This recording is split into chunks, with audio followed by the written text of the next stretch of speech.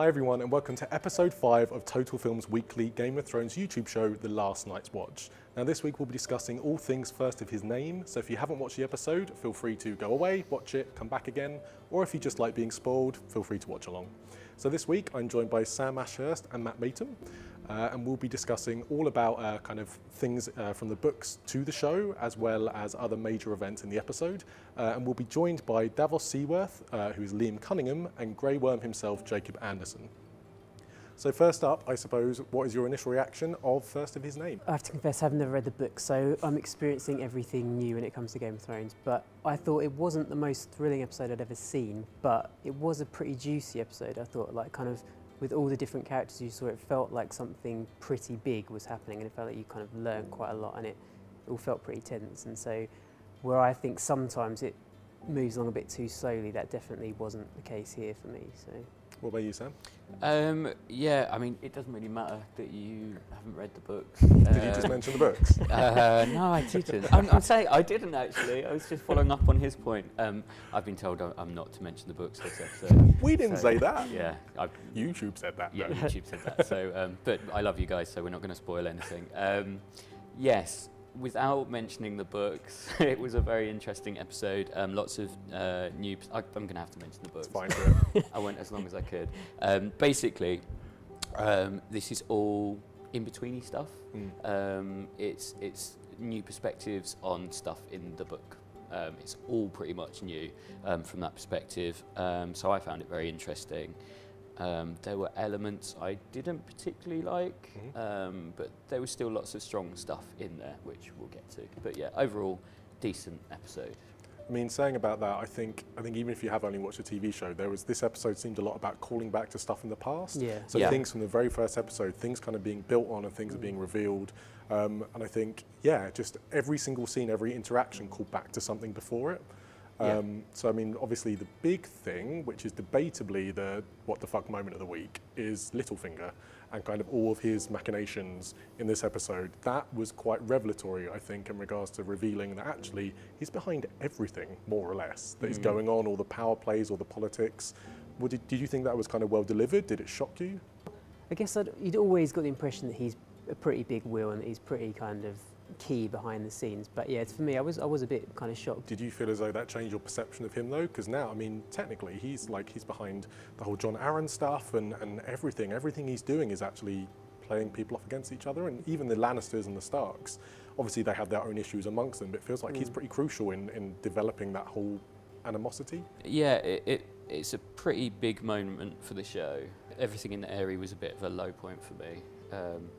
I'm just so sad for Sansa. Come on.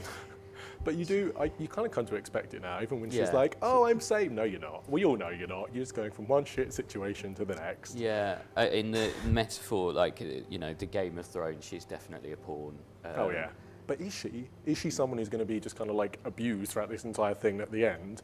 She's got to have some comeuppance. Do you think she's going to make it to the other end of the board and become like a queen? Yeah, wouldn't that be a shocker? Yeah, yeah. I mean, you do kind of sense that she is learning and picking a lot of stuff up on the way. Yeah. But she just has it so rough. Like, I just feel so bad for her, and I think like she's just going to be so downtrodden by the time she gets to the end of the board that I think is she going to have much left to give by the time she gets there. Did you enjoy the return to the Eyrie? I was quite disappointed that we didn't see more of kind of Bitty and kind of the moon door and let the little man fly. Like, oh, I loved all that stuff the first time round.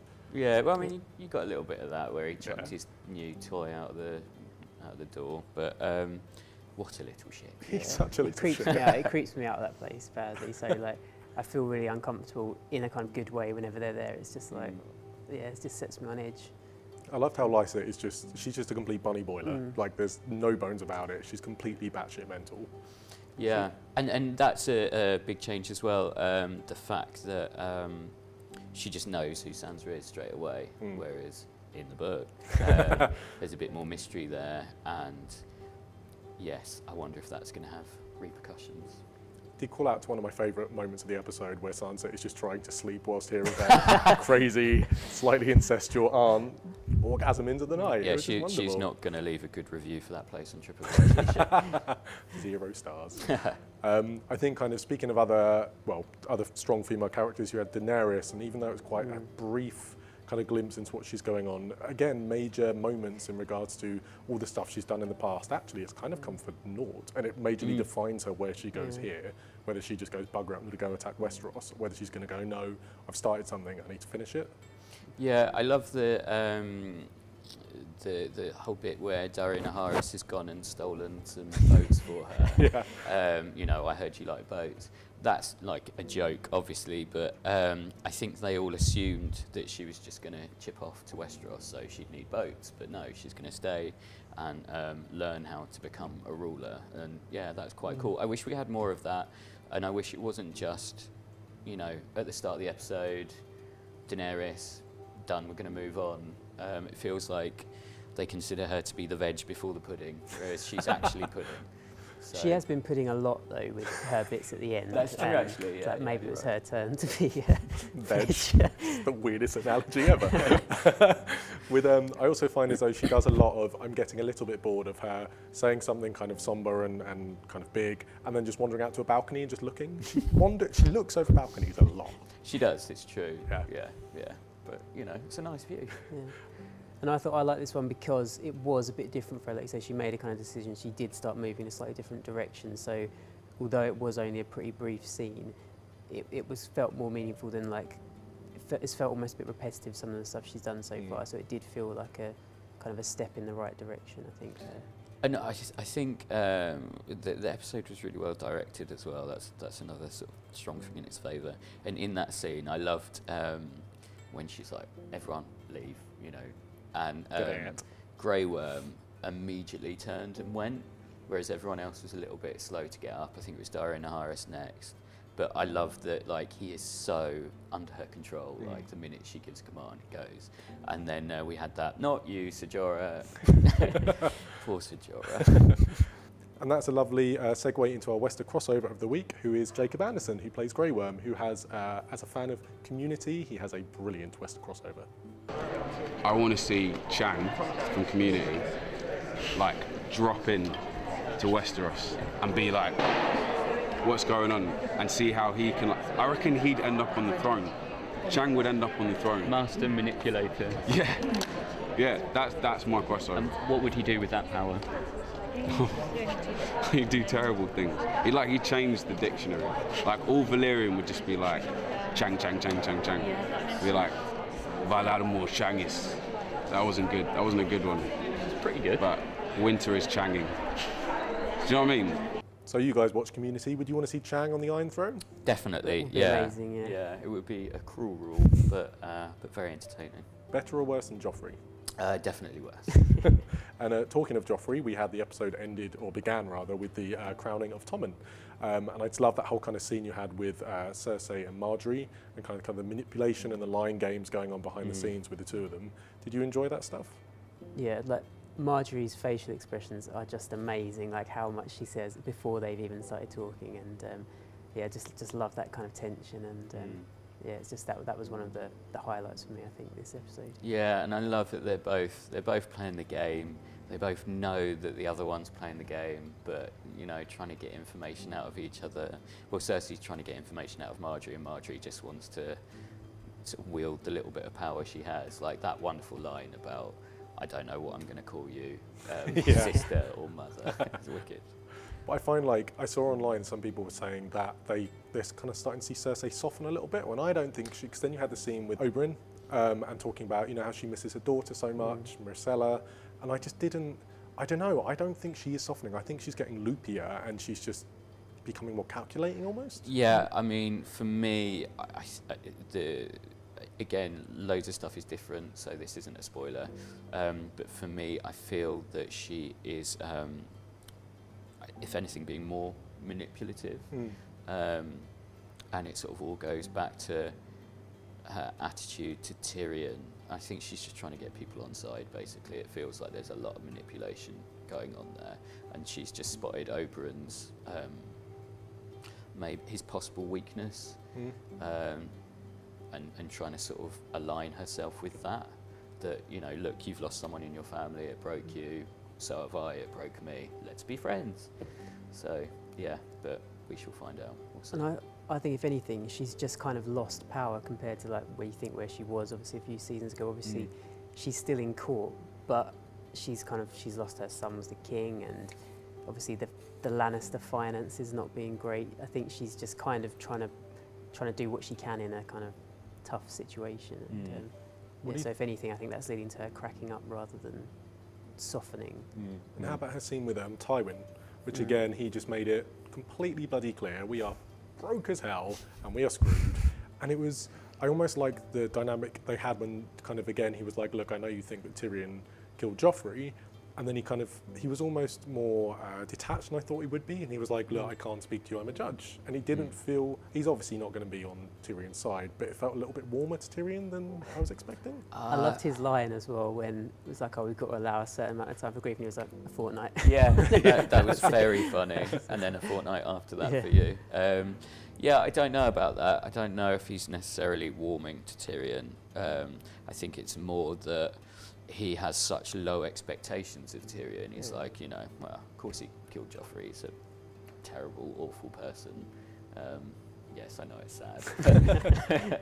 But I just think that's his attitude to him. Of kind of skipping along to other people who made me really sad. You had the big moment with Bran and Hodor and kind of Craster's Keep.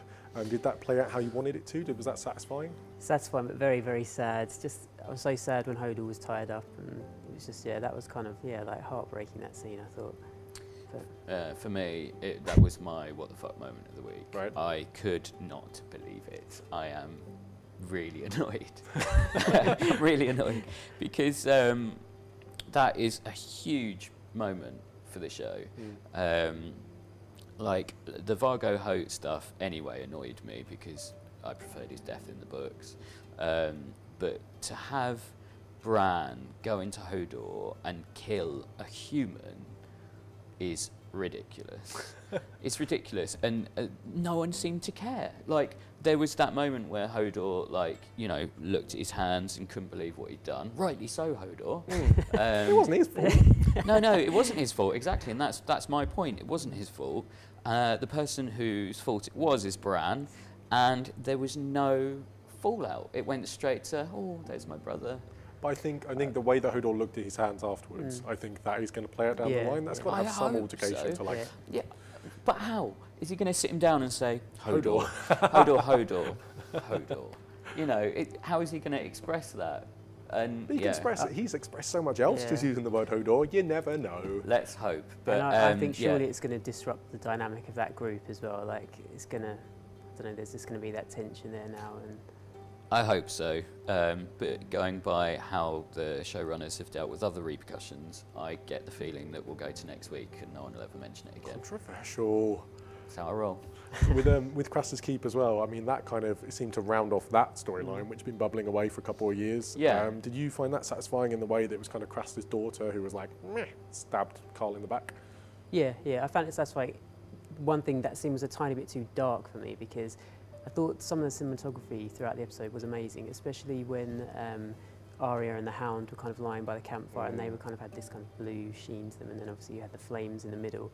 I thought a lot of it looked amazing, but that was just too dark. Like, I just couldn't really see what was going on for too much of it. But I thought it was a kind of satisfying scene still. But I just wish I could have seen a bit more of it. But. I kind of agree as well. Like, I was for half of that fight scene, I was like, what's going on?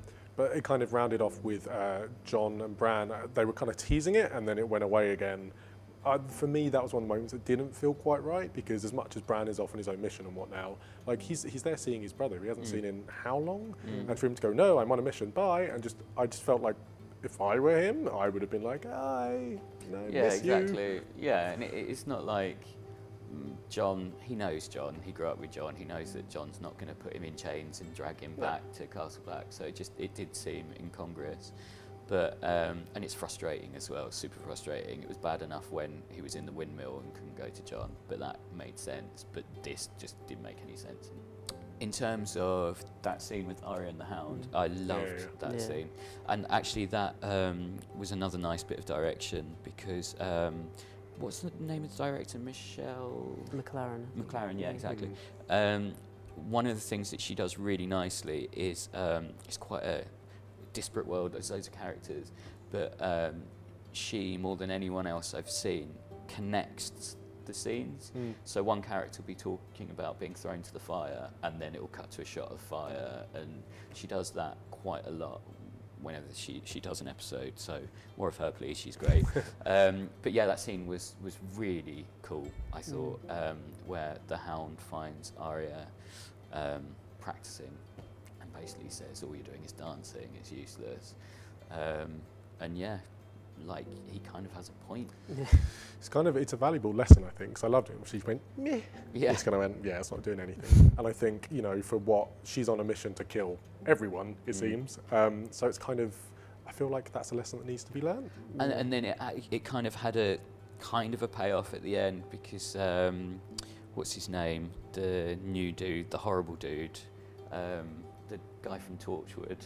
What's the name of his character? Ben Gorman. What are you talking about? I just described him pretty in great detail. Gorman. Ben Gorman, Yeah. I don't know the character's name, But. Anyway, new guy who's horrible, who is like an expert with knives and did a lot of like that stuff. And Was then, this against John?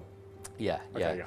And he ends up just getting stabbed in the back because he's not paying attention. So you can have all those moves you like, but you know, someone in the Game of Thrones universe, when it's time for you to die, you die. Just stick a big sword through the back of your mouth? Yeah. Yeah. And that did look wicked. Yeah, it did look cool. Yeah, Jon Snow's final move was just, really wicked. And it was lovely that, well, lovely is probably the wrong word, but the fact that the Wildling women just chose to chip off, you know. It's like everyone that we're going with who says they're going to save us or look after us ends up just raping and murdering us. So we're just going to go off and go live in the snow. See you later. Bye. Nice. Yeah. So, that I think just looked amazing as well when it was all burning down. It just doesn't. It just doesn't look like a TV show. It just you don't feel like you're watching TV. Yeah, because even when big chunks of wood fell down and you saw people taking a step back, it was clearly really done rather than CGI, and that's cool. Yeah. So many moments in this series, especially where you can really see the production value just there. You know, even the Eyrie, which could look really naff with the CGI and stuff, when they're walking up and the camera pans back, it looks bloody impressive. Yeah, that was awesome. So that's as good a time as ever to wrap up. But before we go, we have our last moment of the week, which is the movie moment, where this week we spoke to Liam Cunningham, who plays Davos Seaworth, who again has a very odd idea for what he'd like to see for his character in a Game of Thrones movie. Well, just to get a cushion on the Iron Throne, really, for me, for Davos's files. What kind of a ruler would Davos be? Oh, he'd be dreadful. He'd be absolutely dreadful. He probably couldn't make his mind up. He'd be say, you know, he'd probably have chocolates delivered to everybody's household and all sorts of stuff. I think him dealing with a cut and thrust. Well, it's like they say, which is absolutely true, isn't it? It happens in the real world. It happens in every government, everywhere. Power corrupts. Absolute power corrupts. Absolute. It's a no-brainer. It's a filthy, dirty disease. The actual pursuit of power should automatically ban anybody from ever being allowed near it. Well, I do feel sorry for Sir Davos because always, wherever he is, just looks so uncomfortable, and he's always like, he must just be sitting on like wet stones the whole time. So True. You can't blame him for wanting a bit of comfort in the movie. And I feel like that comes from a place of experience. I think filming this show, he's probably like, you know what, I've just fed up with just sitting on my ass on a rock. So, yeah. So thank you very much for joining me this week, Sam and Matt. And thank you very much for watching. As ever, feel free to leave comments in the YouTube comments below. Tweet us at Total Film, like us on Facebook, and please come back next week for more Game of Thrones ramblings. That reminds me, actually, speaking of comments, I need to make a slight correction. Last week, I said that a character's name was Black Hands when his name is Cold Hands. He does have black hands, but yeah, that was my bad. Thank you for pointing out in the comments. Seriously, I do appreciate it. And please keep pointing out our mistakes and saying what you like and don't like about the show. So, thank Proof you. right there that we read stuff that is Yes, there. So, we do. awesome. Thanks very much. Bye.